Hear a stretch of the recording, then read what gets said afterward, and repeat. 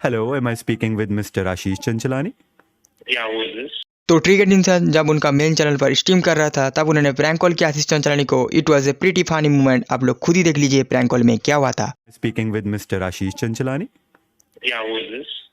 Hi sir, I'm calling from DC Movies. Actually हमने notice करा है कि आप जो है मार्वल के तारीफ करते रहते हैं, जिसकी वजह से हम डीसी वालों का ना धंधा बंद हो रहा है। कौन बात कर रहा है ये? Who is this? मैं एक नॉर्मी डीसी फैन हूँ जो बहुत ऑफेंडेड है इस बात से कि आप मार्वल की इतनी सॉरी। सॉरी मैं निश्चय बोल रहा था, ट्रिगर्ड इंसान।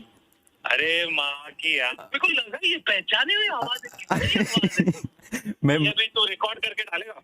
ये लाइव है। अरे लाइव है? अरे बाप रे बाप।